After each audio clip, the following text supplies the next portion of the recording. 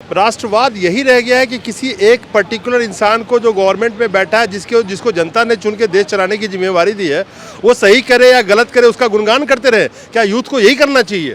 जी बिल्कुल भी नहीं। जो ना करे वो देशद्रोही है। जी बिल्कुल भी नहीं करना चाहिए। पर आप देखते हैं फैमिली में आपको ऐसे कंडीशन कर दिया जाता है कि आपकी ये आइडेंटिटी है और आपको इसके अलॉन्ग ही वोट्स करना है, और हम फिर वो जो लार्जर आइडिया हमारे देश का उसको भूल जाते हैं। हम भूल जाते हैं कि एक्चुअली इंडिया है क्या। हम इसी पे लड़ते रह जाते हैं कि इंडिया हिंदुस्तान है, इंडिया इंडिया है, इंडिया भारत है, इंडिया क्या है। अगर आप देश के लिए अच्छा कर रहे हैं तो आपको चुनावी प्रक्रिया से फिर खिलवाड़ करने की जरूरत क्या है?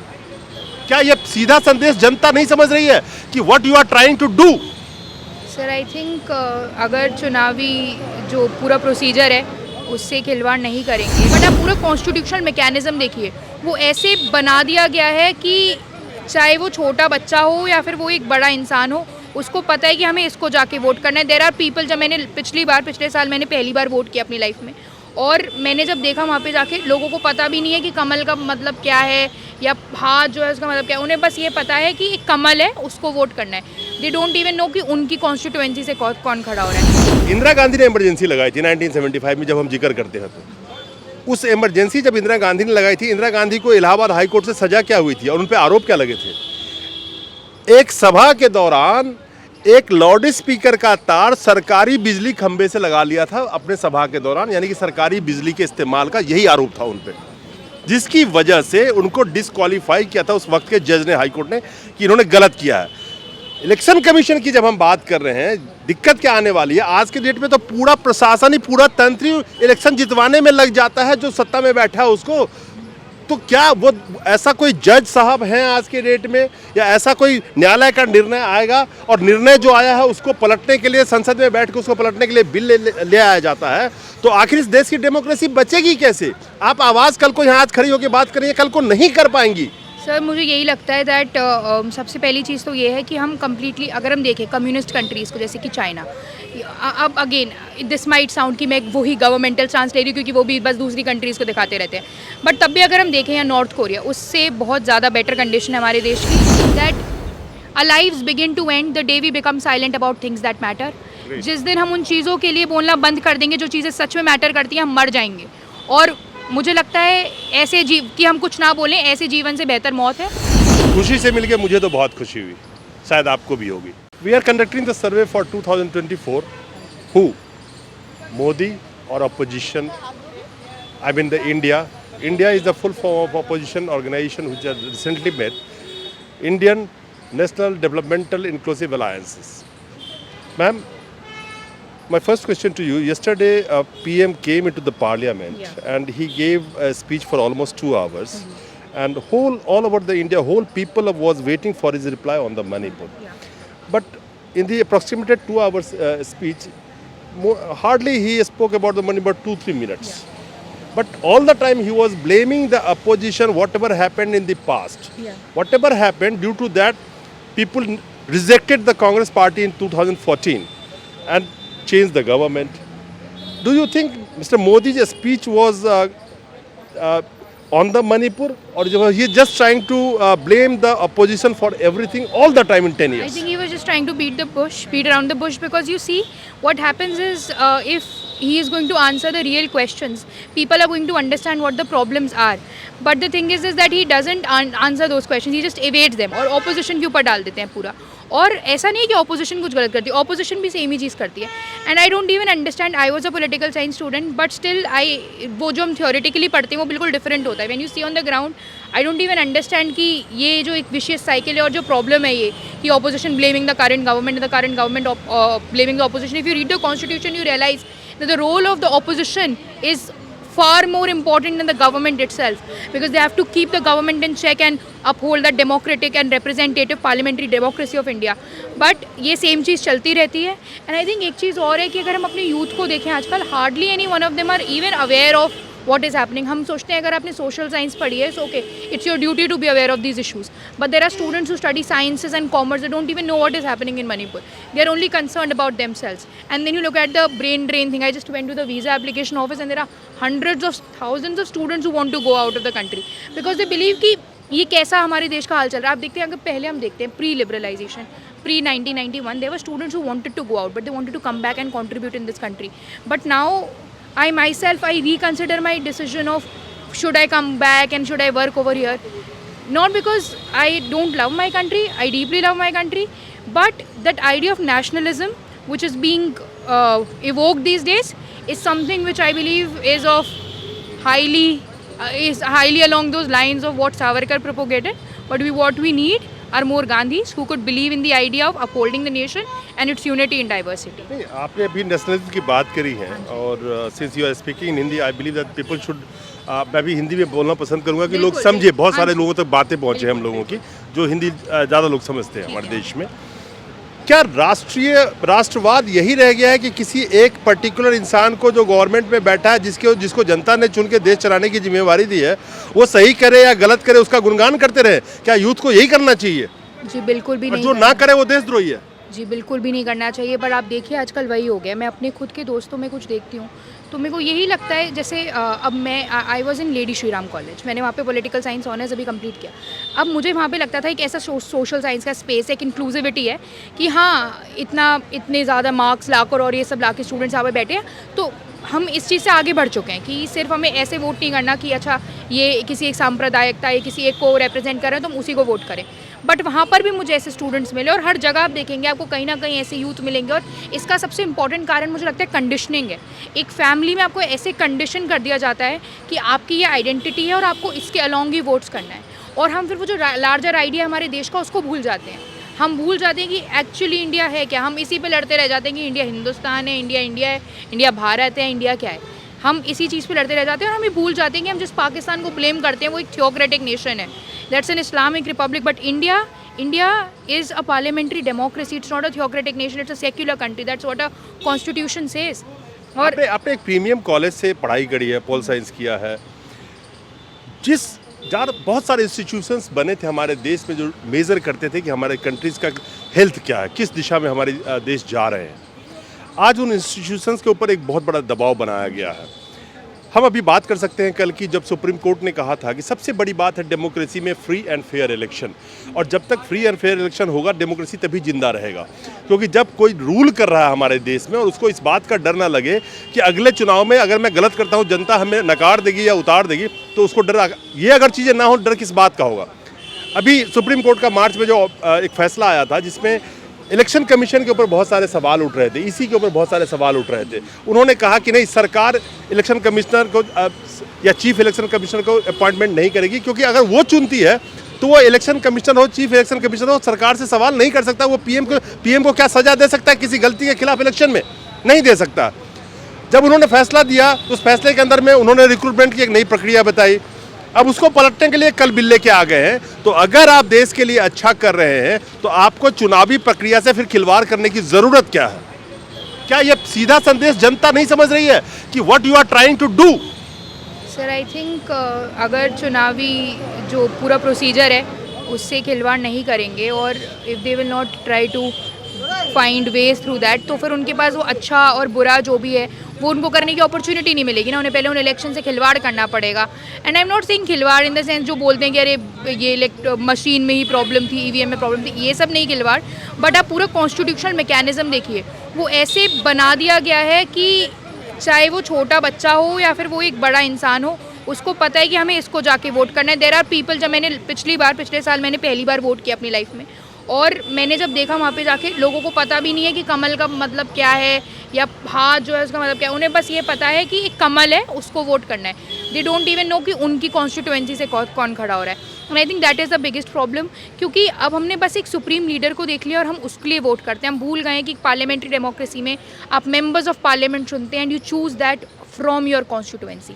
एक बात बताइए मैम, आप पोल साइंस की स्टूडेंट बता रही हैं अपने आप को, प्रीमियम कॉलेज में पढ़ी है। मैं रिपीट करके बार बार कह रहा हूँ कि दर्शक समझे कि मैं जिनसे बात कर रहा हूँ उनकी एजुकेशन लेवल क्या है। इंदिरा गांधी ने इमरजेंसी लगाई थी 1975 में, जब हम जिक्र करते हैं तो उस इमरजेंसी जब इंदिरा गांधी ने लगाई थी, इंदिरा गांधी को इलाहाबाद हाई कोर्ट से सजा क्या हुई थी और उन पर आरोप क्या लगे थे? एक सभा के दौरान एक लाउड स्पीकर का तार सरकारी बिजली खंभे से लगा लिया था अपने सभा के दौरान, यानी कि सरकारी बिजली के इस्तेमाल का यही आरोप था उन पर, जिसकी वजह से उनको डिस्क्वालीफाई किया था उस वक्त के जज ने, हाई कोर्ट ने, कि इन्होंने गलत किया है। इलेक्शन कमीशन की जब हम बात कर रहे हैं, दिक्कत क्या आने वाली है, आज के डेट में तो पूरा प्रशासन ही, पूरा तंत्र ही इलेक्शन जितवाने में लग जाता है जो सत्ता में बैठा है उसको।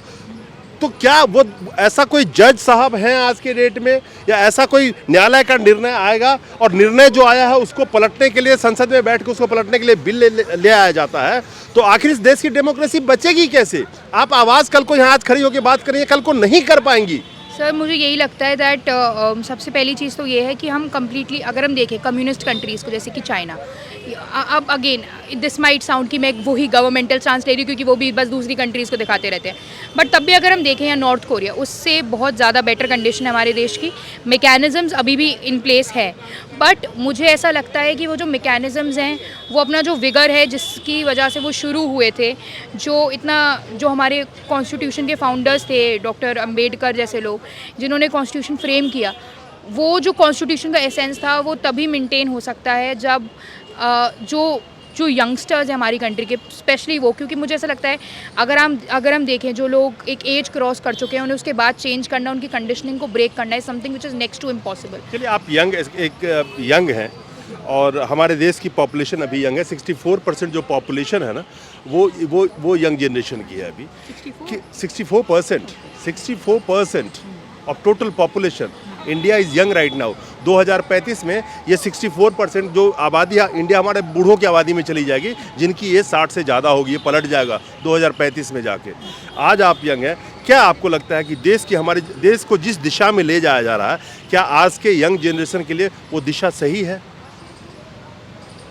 जी बिल्कुल भी सही नहीं है, और मुझे बहुत अफसोस होता है देखकर कि देर आर स्मॉल किड्स, छोटे छोटे बच्चे, दे इवन नो दैट उनके अंदर भी उनको इतना ज़्यादा इंस्टीट्यूशनलाइज कर दिया गया है कि ऐसे चीज़ें होती हैं कि उनके माइंड सेट्स इतने ज़्यादा स्ट्रिंजेंट होते, इतने ज़्यादा कितने हार्डकोर बन चुके हैं कि they don't know how to change those things. और मुझे यही लगता है अब कि what are we actually producing, हम फ्यूचर जनरेशंस को क्या प्रोड्यूस कर रहे हैं। देन यू सी कि मोस्ट ऑफ द स्टूडेंट्स जो होते हैं वो आज देश छोड़ना चाहते हैं। आपने बीच में जब हम बात कर रहे थे, आपने एक बात करी थी कंडीशनिंग की।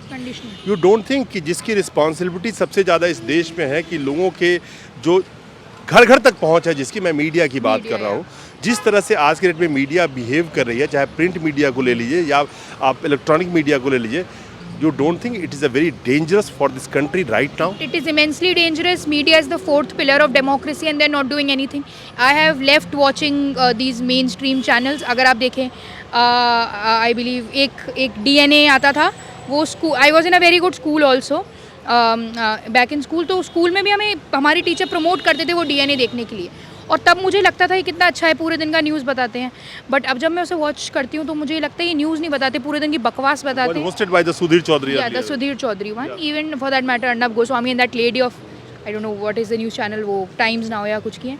But मैंने अब वो छोड़ दिया है, instead I watch the Wire और स्क्रॉल और जो इंडिपेंडेंट मीडिया हाउसेस हैं, न्यूज़ लॉन्ड्री, वो they are amazing. And even newspapers अगर आप पढ़ें, द हिंदू पढ़ें या इंडियन एक्सप्रेस पढ़ें, जो कि यूपीएससी एस्पिरेंट्स मेनली पढ़ते हैं, वो भी बहुत एक लाइन होता है, अगर आप 10 दिन पढ़ेंगे आप समझ जाएंगे लेफ्टिस्ट है न्यूज़पेपर या राइटिस्ट है। बट उससे बेटर है कि फिर आप ऐसे इंडिपेंडेंट न्यूज़ पेपर्स पढ़ें। ऑफ कोर्स अब ये भी है कि हर कोई उन्हें पढ़ भी नहीं सकता, एक तो वो इंग्लिश में होते हैं तो मुश्किल भी है, और ज़्यादातर हम न्यूज़ चैनल्स ऐसे देखें वो भी इंग्लिश में होते हैं। But then there are things कि हिंदी में भी अवेलेबल होते हैं, जैसे एक लल्लन टॉप चैनल है, वो मुझे बहुत अच्छा लगता है। तो वही है, और सबसे इंपॉर्टेंट मुझे लगता है कि फैमिली का बहुत इंपॉर्टेंट रोल आ जाता है इस कंडीशनिंग को ब्रेक करने में, या बड़े जो सिबलिंग्स हैं वो अपने भाई बहनों को समझाएं that there is a difference between the two things, क्योंकि सबसे पहली कंडीशनिंग घर पे ही शुरू होती है। हम कुछ भी सोच रहे हैं, अगर आप बच्चों को वो न्यूज़ चैनल दिखाएंगे ही नहीं तो उनको कैसे लगेगा कि हाँ ये चीज़ है। And I think education is very important, but at the same point of time वही बोलते हैं ना कि लिटरेट होने में और एजुकेटेड होने में बहुत डिफरेंस होता है। चलिए, लास्ट क्वेश्चन कि जब आप घर से निकलती हैं, आज के वक्त में देश में जो माहौल चल रहा है, आपके पेरेंट्स को कभी ना कहीं फील होता है कि इन सब चक्करों में मत पड़ जाना जो पॉलिटिकल एजेंडा कॉलेज में चल रहे हैं, अलग अलग इंस्टीट्यूट में चल रहे हैं, और जिस तरह से आप देखेंगे एक ख़ास विचारधारा के द्वारा जो ड्रिवन लोग होते हैं, किसी को मार बैठना, किसी को लिंचिंग कर देना, इस तरह का डर लगता है घर के माहौल में? सर मुझे डर जो है मुझे घर से हमेशा ही बहुत सपोर्ट करा गया दैट अपने आप को ओपिनियनेट करो। इनफैक्ट थोड़ा बहुत डरते भी हैं क्योंकि मुझे ऐसे पॉलिटिकल चीज़ों में बहुत इंटरेस्ट रहता था। बट जब मैं फर्स्ट ईयर में थी कॉलेज के, मुझे लगता था I can become a revolutionary, I can change things.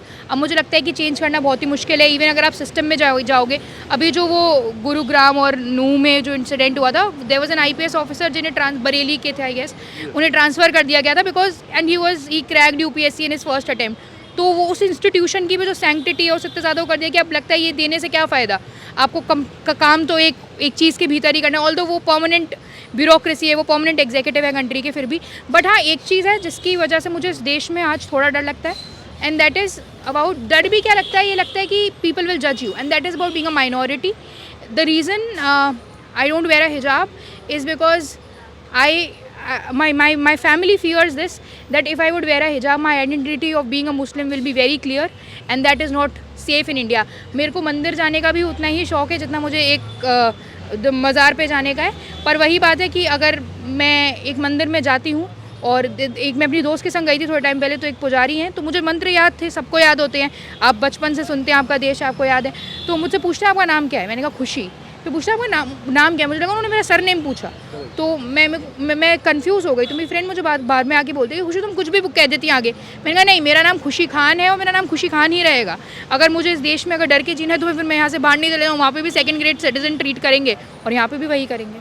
खुशी, मैं आपसे एक सवाल, क्योंकि आपने लास्ट बहुत अच्छी बात कही है, जिस तरह से बॉम्बे जयपुर ट्रेन में जो किया गया और जिस तरह से वो हादसा हुआ, एक कहीं ना कहीं लोगों के मन में एक डर, पब्लिकली अब डर नहीं पैदा हो गया है कि हम जा रहे हैं तो किसी से बातचीत ना करें, चुपचाप ही बैठे रहें, या डेमोक्रेसी में जो हक है अपने आप को एक्सप्रेस करने का, जो आपकी डेमोक्रेटिक राइट है, फंडामेंटल राइट्स है, अब शांति कर चुपचाप बैठे रहें, चाहे तो किसी से बात ना करें। मैं किसी भी कौम के लिए बात कर रहा हूँ।